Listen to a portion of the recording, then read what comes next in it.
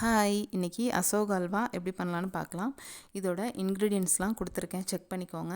இப்போ 1 cup பாசிப்பருப்புக்கான measurement தான் நான் சொல்லியிருக்கேன். இப்போ 1 கப் பாசிப்பருப்பு எடுத்துகிட்டு லைட்டாக வறுத்துட்டு அது கூட 2½ கப் தண்ணி சேர்த்து ஹையில் வச்சு 2 விசில் விட்டு எடுத்துக்கோங்க.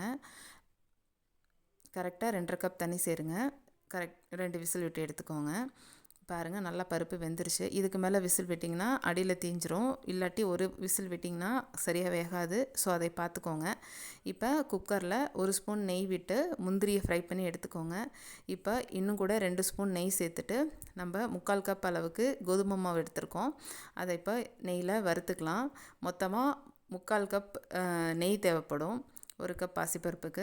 இப்போ அரைச்சி வச்ச பாசிப்பருப்பையும் சேர்த்துட்டு கோதுமை மாவும் பாசிப்பருப்பும் நல்லா மிக்ஸ் ஆனதுக்கு பிறகு 1½ கப் சுகர் சேர்த்துட்டு இதில் கொஞ்சமாக சால்ட்டு சேர்த்துக்கோங்க. சால்ட்டு வந்துட்டு உங்களுக்கு ஸ்வீட்டை வந்துட்டு என்ஹான்ஸ் பண்ணி கொடுக்கும்.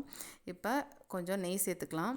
இப்போ இது கூட ஃபுட் கலர் ஆட் பண்ணுறேன். ஃபுட் கலர் ஆப்ஷனல் தான், உங்களுக்கு வேணும்னா சேர்த்துக்கோங்க, இல்லைனா ஸ்கிப் பண்ணிவிடுங்க. பட் அசோக் அல்வா பார்த்ததுமே டெம்ட் ஆகிறதே அதோட கலருக்காக தான். ஸோ நான் கொஞ்சமாக சேர்த்துருக்கேன். இப்போ இது கூட ஏலக்காய் பொடி சேர்த்துட்டு நல்லா மிக்ஸ் பண்ணிக்கோங்க.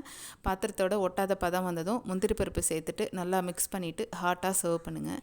இது தஞ்சாவூரோட ஸ்பெஷலான ஸ்வீட்டு. உங்கள் வீட்டில் ட்ரை பண்ணி பாருங்கள். தேங்க்ஸ் ஃபார் வாட்சிங்.